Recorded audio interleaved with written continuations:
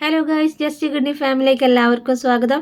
ഞാനിന്ന് super special ഡിഷായിട്ട് വന്നിട്ട് നമ്മുടെ പോർക്ക് ഫ്രൈ ആണ്. അപ്പോൾ നമുക്ക് ആദ്യം പോർക്ക് കഴുകി വൃത്തിയാക്കിയിട്ട് അതിലേക്ക് ഉപ്പും പൊടിയും മഞ്ഞൾപ്പൊടിയും പച്ചമുളകും ഇട്ടിട്ട് നമുക്ക് കുക്കറിൽ ഒരു 3 വിസിൽ അടിച്ചെടുക്കാം കേട്ടോ. അപ്പോൾ എരിവിനനുസരിച്ച് നമുക്ക് പച്ചമുളകിൻ്റെ എണ്ണം കൂട്ടണമെങ്കിൽ കൂട്ടാം. അപ്പോൾ ആ സമയം കൊണ്ട് നമുക്ക് ഇഞ്ചിയും വെളുത്തുള്ളി അതുപോലെ സബോള ചെറിയുള്ളി ഇതൊക്കെ നമുക്ക് നന്നാക്കി എടുക്കാം. അപ്പോൾ ചെറിയ ചെറിയ കഷ്ണങ്ങളായിട്ടാണ് നമുക്ക് ഇതിലേക്ക് വേണ്ടത് കേട്ടോ. കുനുകുന അരിഞ്ഞിട്ട് വേണം നമുക്ക് ഇതിലേക്ക് ആഡ് ചെയ്യാനായിട്ട്.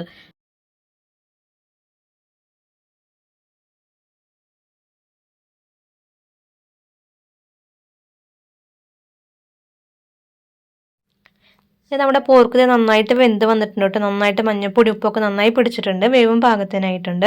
ഇനി അടുത്ത് ഞാൻ ഇവിടെ എടുത്തുള്ളത് ചെറിയൊരു ഉരുളിയാണ്. അതിലേക്ക് ആവശ്യത്തിന് വെളിച്ചെണ്ണ ഒഴിക്കുക. വെളിച്ചെണ്ണ നന്നായി ചൂടായതിനു ശേഷം അതിലേക്ക് ഇഞ്ചിയും വെളുത്തുള്ളിയും ഇട്ട് നമുക്ക് നന്നായിട്ടൊന്ന് പച്ചമണം മാറുന്നത് വരെ നമുക്കൊന്ന് വാട്ടി കൊടുക്കാം. നന്നായി വാടിയ ശേഷം അടുത്ത് നമ്മൾ ചെറുതായിട്ട് അരിഞ്ഞു വെച്ചിട്ട് നമ്മുടെ ചെറിയുള്ളിയും ഇട്ട് ആഡ് ചെയ്യാം കേട്ടോ.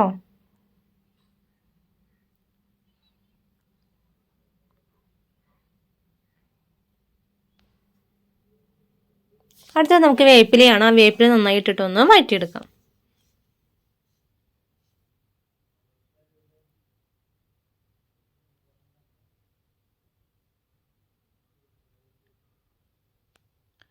അടുത്ത നമുക്ക് കുറച്ച് മഞ്ഞൾപ്പൊടി ഇട്ട് പച്ചമുളക് ഇട്ട് നമുക്കൊന്ന് വഴറ്റിയെടുക്കാം.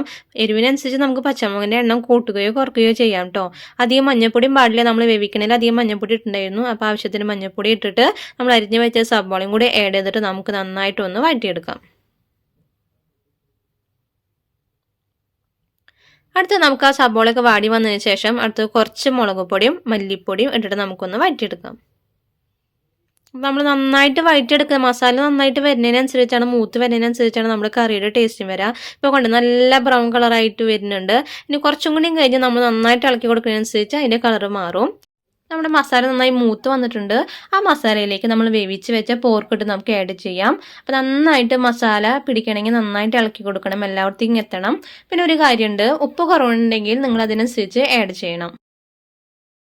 പിന്നെ അടുത്തതാണ് അതിലേക്ക് ആഡ് ചെയ്യേണ്ട ഒരു മെയിൻ ഇൻഗ്രീഡിയൻ്റ് എന്ന് പറഞ്ഞിട്ടുണ്ടെങ്കിൽ കുരുമുളകും അതുപോലെ നല്ല ജീരകം പൊടിച്ച് ചേർക്കാം. അപ്പോൾ നമുക്ക് പോർക്ക് എന്ന് പറഞ്ഞിട്ടുണ്ടെങ്കിൽ നമുക്ക് മട്ടിപ്പ് കൂടുതലൊരു സാധനമാണ്.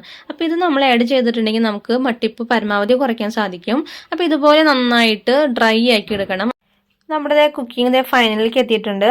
അപ്പോൾ നിങ്ങൾ എൻ്റെ റെസിപ്പി ഒന്ന് ട്രൈ ചെയ്യണേ. ഇഷ്ടമായാൽ കമൻറ്റ് ചെയ്യണേ. അപ്പോൾ എൻ്റെ വീഡിയോ ഇഷ്ടമായാൽ ലൈക്ക് ചെയ്യുക, ഷെയർ ചെയ്യുക, സബ്സ്ക്രൈബ് ചെയ്യുക. ബൈ.